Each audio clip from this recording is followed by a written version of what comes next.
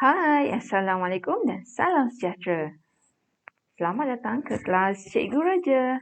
Hari ini Cikgu nak ajar topik mikroorganisma, tahun 6. Okay, jom. Sebelum kita teruskan, kita perlu tahu apakah maksud mikroorganisma. Okay, mikro bermaksud halus atau seni. Okay, organisma bermaksud hidupan.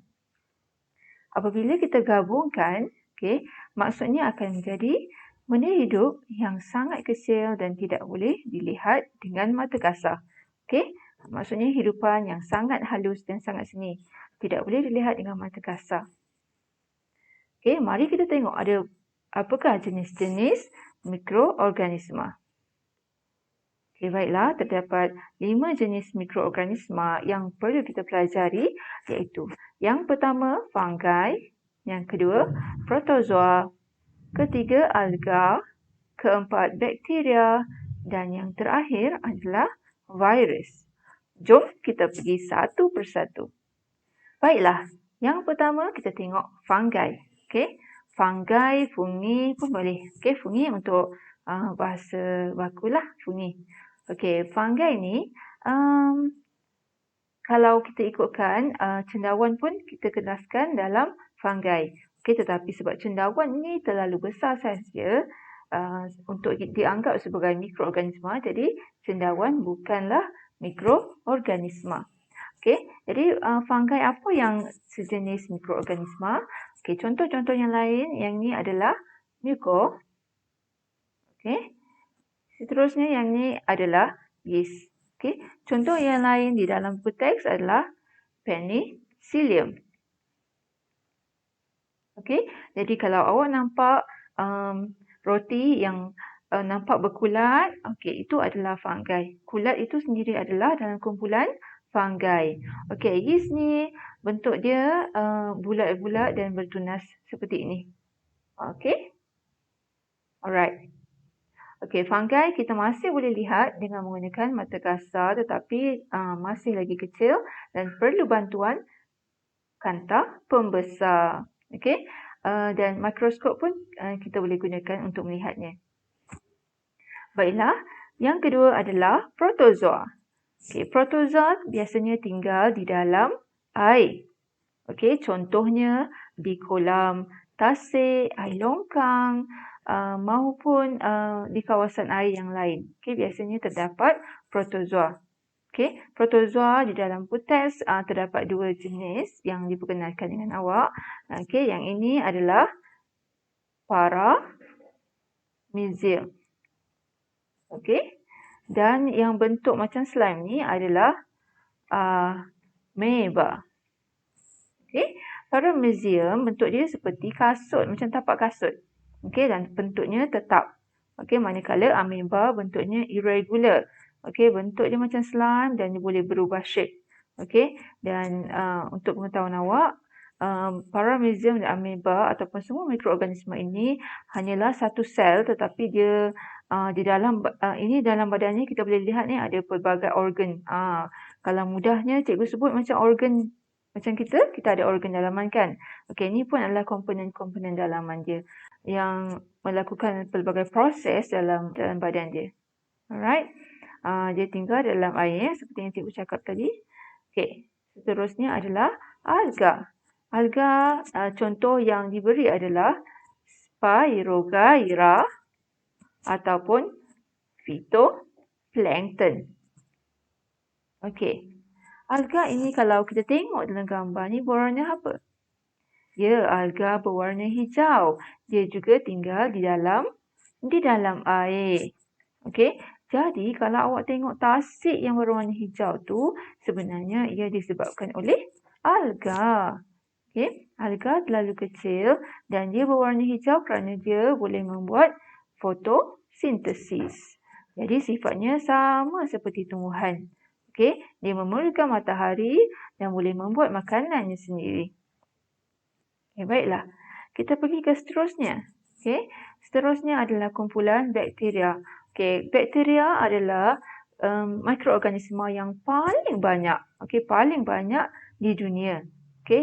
dan ia memang kecil lah. Saiznya semakin kecil bakteria lebih kecil daripada alga maupun fungi dan protozoa. Okey, saiznya terlalu kecil sehingga kan pada hujung jarum yang tajam ni, okey, pada hujung jarum yang tajam ni terdapat berjuta-juta bakteria.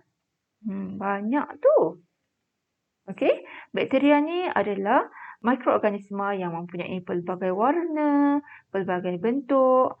Okey, jadi contoh-contoh bakteria yang diberikan di dalam konteks adalah contohnya Salmonella. Okey, Salmonella ni biasanya boleh menyebabkan keracunan makanan. Okey, biasa dia terdapat pada ayam ataupun daging yang mentah. Okey. Kalau kita makan daging yang masih tak cukup masak, mungkin kita boleh terkena keracunan makanan. Okey, maupun dekat telur. Pada telur ayam itu sendiri pun ada salmonella. Okey, jadi berhati-hati terutama untuk perempuan yang mengandung, tidak digalakkan untuk memakan telur separuh masak ataupun telur mentah kerana ia boleh mendapat penyakit food poisoning. Okay. Contoh yang kedua adalah Bacillus. Bacillus ni kita selalu dengar. Kat mana ya? Ya, pada iklan TV Dr. Shiro, Profesor Shiro tu. Ingat tak? Profesor Shiro buat apa? Dia telah menemui satu mikroorganisma yang dikenal sebagai Bacillus. Dan dikulturkan bakteria Bacillus ini di dalam susu, menjadikan susu itu bagus untuk penghadaman. Okay? Dan susu itu dijual dengan nama Yakult. Okay? Susu culture. Okay? Susu culture. Dan sekarang ada banyak brand susu culture yang lain. Contohnya Vitagen, Nitrogen dan sebagainya. Okay? Bacillus ni adalah antara bakteria yang baik.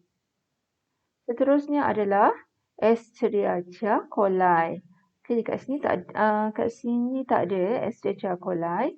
Okay, tetapi kita boleh juga sebut E. coli. Okay, E. coli ni mungkin terdapat di dalam usus awak ataupun mungkin berada di mana-mana sahaja, tetapi dia paling suka berada di dalam najis. Okay, jadi kalau awak keluar daripada tandas setelah melakukan urusan-urusan tertentu, silalah basuh tangan dengan bersih. Okay, dan yang terakhir adalah Streptococcus. Okay, Streptococcus juga biasa terdapat dan berdekatan dengan kita. Kiranya Streptococcus berada pada kulit kita tidak mengapa. Tetapi apabila Streptococcus boleh masuk ke dalam tekak kita, ia boleh menyebabkan kita sakit tekak. Kadang-kala infeksi kadang-kala kalau kita rasa sakit tekak tu dan berwarna merah, kadang-kala ia disebabkan oleh Streptococcus. Tetapi kalau spesies dia masuk sehingga ke paru-paru, ia boleh menyebabkan pneumonia. Jadi, berhati-hati. Alright. Okay. So, seterusnya kita pergi ke virus. Virus ini adalah mikroorganisma yang memerlukan perumah. Okay, dia memerlukan perumah. Perumah tu apa? Okay, perumah ni adalah sesuatu hidupan, yang benda hidup. Okay, virus ni adalah benda hidup, tetapi untuk dia menjalankan proses hidup dia, dia perlu ada perumah. Dia disebut sebagai parasit. Parasit. Dia kena menumpang kat badan orang lain untuk dia membiak dan menjalankan kehidupan dia. Okey, dan kerja dia memang selalu akan memerlukan perumahan yang lain. Contohnya, disebabkan virus ini halus, lebih kecil daripada mikroorganisma yang lain. Kita boleh tengok dalam gambar yang cikgu kasih ini adalah bakteria. Okey, ini adalah bakteria. Cuba tengok, virus ini lagi kecil daripada bakteria. Awak boleh bayangkan kalau pada hujung jarum ni ada berjuta-juta bakteria. Cuba bayangkan virus ni lagi kecil daripada bakteria dan berapalah agaknya bilangan virus ni agaknya. Okey. Ini adalah contoh-contoh virus yang cikgu berikan kat sini. Contohnya adenovirus, influenza, tobacco mosaic virus ataupun bacteriophage. Untuk pengetahuan awak, tidak semua virus jahat. Okey, contohnya kita ada kat sini bacteriophage ataupun nama manja dia adalah phage. Okey, phage ini antara virus yang kita boleh gunakan untuk perubatan. Okey, phage ini adalah contoh virus yang kita boleh dapatkan kebaikan daripadanya. Apa yang dia buat? Okey, phage ni kalau dia berada pada tangan kita ataupun pada dalam badan kita ataupun pada di mana-mana saja, ia tidak berbahaya. Okey, kerana apa? Kerana virus phage ini hanya menyerang bakteria. Okey, phage hanya menyerang bakteria. Jadi dia tidak membahayakan manusia maupun haiwan. Okey, so jangan risau. Okey, satu lagi virus di dalam buku teks kita adalah HIV. Okey, virus ni kalau kita nak tengok sebab dia terlalu halus, okey, kalau kita nak tengok kita boleh gunakan mikroskop elektron. Okey, mikroskop elektron ni lagi canggih daripada mikroskop biasa kerana ia boleh membesarkan lagi imej berkali ganda. Okey. Alright, seterusnya kita dah belajar kelima-lima jenis mikroorganisma. Ini adalah contohnya. Okey, yang pertama tadi fungi, yang kedua protozoa, yang ketiga alga, yang keempat bakteria dan terakhir adalah virus. Okey, yang ni untuk pengetahuan awak, H1N1, H5N1 ini adalah strain ataupun untuk awak mudah senang faham. Ini adalah spesies untuk influenza. Okey. Sama juga dengan corona. Corona pun dia ada pelbagai strain. Kita sebut strain cikgu sebut untuk mikroorganisma strain. Okey. Okey, so strain ni sama juga dengan ibis, ada strain dia. Okey, dan yang lain ada strain masing-masing. Jenis dia, jenis masing-masing. Yang ni jenis influenza yang selalu menyerang manusia. Okey, jadi cikgu nak tanya, apakah mikrob yang mempunyai saiz yang paling besar? Cuba jawab. Ya, yang paling besar adalah fungi. Okey, mikrob yang paling kecil adalah bagus, virus. Okey, dah pandai semua? Bagus. Okey, mari kita pergi ke seterusnya. Kita akan tengok apakah proses hidup mikroorganisma. Proses hidup mikroorganisma adakah sama seperti manusia? Manusia kalau awak dah belajar masa tahun 4, kita bernafas, kita melakukan perkumuhan, penyatinjaan, ingat lagi tak? Okey, mari kita belajar apakah proses hidup bagi mikroorganisma. Okey, ingat 3B sahaja. Ingat 3B. B yang pertama adalah bernafas. Tak nampak ni. B yang pertama bernafas. B yang kedua adalah bergerak. B yang ketiga adalah bertumbuh. Okey. So, kita boleh cakap mikroorganisma sebenarnya melakukan 3 perkara dalam kehidupannya, iaitu bernafas, dia boleh bergerak dan juga boleh bertumbuh. Bertumbuh ni macam membiak juga. Okey. Mari kita pergi satu persatu. Okey, baiklah. Okey, jika kita bercakap tentang mikroorganisma bernafas, mari kita tengok buku teks. Okey, dalam buku teks ada satu eksperimen yang cikgu awak ataupun eksperimen yang memerlukan awak menyediakan satu botol. Okey, kemudian dalam botol ini awak diminta untuk memasukkan air suam, gula dan juga yeast. Okey. Pada mulut botol ini perlu dilekatkan, disambungkan dengan belon. Okey. Digoncang-goncang air dalam botol ini, kemudian selepas beberapa minit kita dapat lihat bahawa belon tersebut akan mengembang. Macam mana nak cakapkan mikroorganisma itu bernafas dalam eksperimen ini? Okey, mari cikgu ceritakan. Okey, apabila mak awak beli yeast di pasar, yeast yang kita dapat di pasar itu kering. Okey, kering dan tidak aktif. Jadi, bila kita tambahkan dengan air suam, ingat air suam bukan air panas. Okey, kita letakkan air suam, dia akan jadi segar. Macam awak lah, kalau awak mandi kita akan segar kan. So, yeast ni akan jadi aktif. Tetapi dia tak boleh aktif sangat sebab tak ada tenaga. So, apa yang dia buat? Dia makan gula. So, sebab apa gula ni beri tenaga kat dia? Sebab gula ni ada karbohidrat. dan karbohidrat membekalkan tenaga. Okey, apabila yeast ini mempunyai tenaga, barulah dia boleh bernafas. Okey, baiklah. Macam mana yeast ini bernafas? Ada hidung ke apa? Okey, yang itu awak perlu tolak ke tepi dulu. Yang awak perlu faham adalah yeast ini dia bernafas sama macam manusia. Dia akan bernafas, dia memerlukan oksigen dan dia membebaskan karbon dioksida. Okey? Dia membebaskan karbon dioksida. Jadi, apabila dia bebaskan karbon dioksida, maka dalam balon ini terkumpullah karbon dioksida. Bila ada tambahan gas yang dibebaskan, maka balon pun akan mengembang. Okey, faham? Jadi, kalau cikgu tanya, mengapa balon mengembang? Okey, jadi jawapan awak apa? Bila cikgu soal mengapa, maksudnya cikgu minta awak berikan inference. Okey, bila inference awak kena relate kepada topik yang awak belajar, iaitu mikroorganisma bernafas. Jadi jawapan awak apa? Kerana yeast bernafas.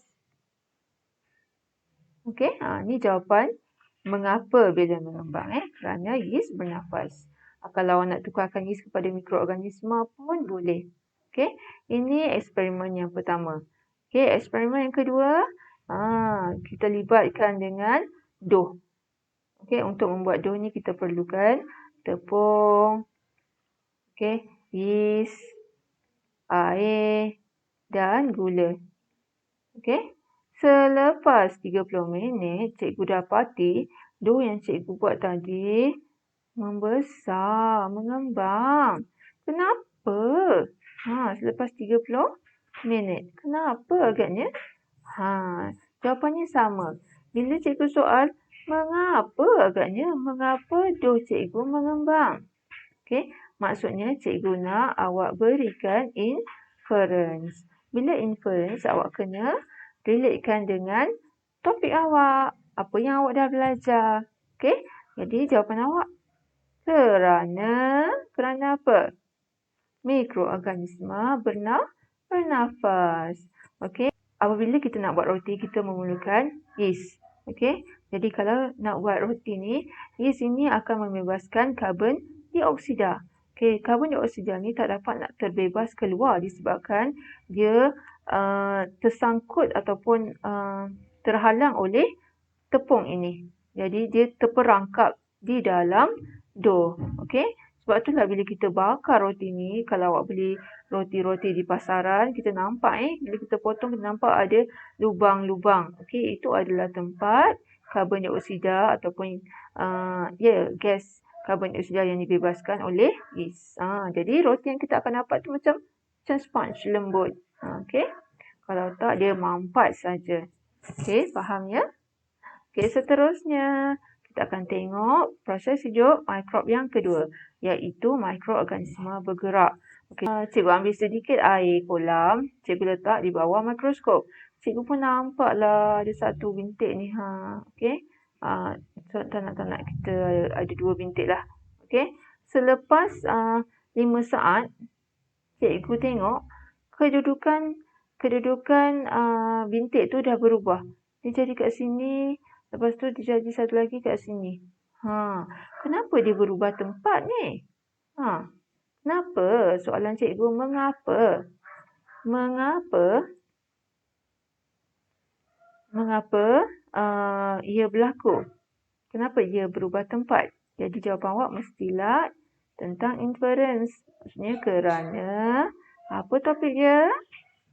Masukkan terus kerana mikroorganisma bergerak. Okey, faham? Okey, seterusnya. Adalah mikroorganisma bertumbuh. Okey, kalau cerita mikroorganisma ini bertumbuh, okey, cikgu boleh bagi satu contoh. Okey, contohnya cikgu ada 3 keping roti. Ini roti ya. Roti pertama, kedua dan ketiga. Okey. Roti pertama, cikgu biarkan macam tu je, tak renciskan air. Roti kedua, cikgu bagi 2 rencisan air. Okey. Roti ketiga, cikgu bagi 4 rencis air. Okey. Selepas 3 hari, cikgu dapati cikgu letakkan dalam tempat yang berasingan tetapi di kawasan yang sama. Contohnya cikgu letakkan atas meja macam tu. Okey. Okey, selepas 3 hari cikgu dapati bahawa roti yang dengan 2 rencis air itu ada tumpuk hitam. Okey. Roti yang ada 4 rencis air pun ada juga tumpuk hitam. Roti yang tak ada rencisan air, tak ada apa-apa. Mengapa ada tumpuk hitam ni? Soalan cikgu, mengapa? Mengapa ada tumpuk hitam? So, jawapannya kerana mikroorganisma bertumbuh. Okey, sebab tu ada tumpuk hitam daripada kosong ni kan. Disebabkan ada mikroorganisma, dia membiak di sini, dia bertumbuh kat sini, sebab itulah ada tumpuk-tumpuk hitam. Sama juga kalau awak tengok apple kat rumah awak tu lama tak makan, lepas tu mula-mula nampak hitam sikit. Awak dah boleh kaitkan dah dengan pelajaran kita hari ni. Kenapa agaknya apple tu warna hitam? Jadi awak boleh jawab sendiri. Kerana mikroorganisma bertumbuh. Okey, faham? Okey. Kalau dah faham, kita kena tengok pula satu perkara ini. Macam mana mikroorganisma ditumbuh dekat kawasan roti yang ada air, tetapi yang tak ada air dia tak tumbuh. Kenapa ya? Mari cikgu nak cerita. Okey, apabila mikroorganisma bertumbuh, dia perlu ada sukan. Sukan, apa tu sukan? Okey, S untuk suhu yang sesuai. Suhu yang sesuai. U untuk udara. K untuk keasidan. A untuk air. N untuk nutrien. Maksudnya, apabila mikroorganisma nak tumbuh, kena tengok. Dia tak suhu yang sesuai. Cikgu letak atas meja, suhu dah sesuai. Dia pun, okey. Next, dia buat checklist. Udara ada tak? Ada. Dia pun, right. Keasidan. Tak berasid ni sesuai sangat untuk kita tumbuh. So, right. Air ada. Yang dapat rencisan air ni kan? Right. Nutrien ada tak? Ada, pada roti ni ada nutrien. Right. So, bila semua dah ada, maka terjadilah tumpuk hitam. Okey. Jadi, kalau awak tak nak makanan awak mudah atau cepat rosak, kita kena pastikan salah satu daripada sukan ini kita kacau ataupun kita ubah. Okey, contohnya suhu yang sesuai ni, okey, supaya dia tak nak hidup. Roti ni cikgu letakkan dalam peti sejuk. Jadi bila cikgu letak sesuatu makanan dalam peti sejuk, mikroorganisma masih ada tetapi dia tidak aktif sebab dia tak sesuai. Bila tak aktif, dia pun tidak bertumbuh. Okey, faham? Ataupun mungkin kita kacau udara. Cikgu letakkan dia dalam plastik kedap udara supaya udara tak masuk. Maka dia akan lambat rosak. Dia akan rosak juga makanan ni, tapi dia lambat. Okey, faham? Dan seterusnya. Awak kacau satu saja pun dah tak apa. Mikroorganisma tidak dapat tumbuh. Okey? Faham semua?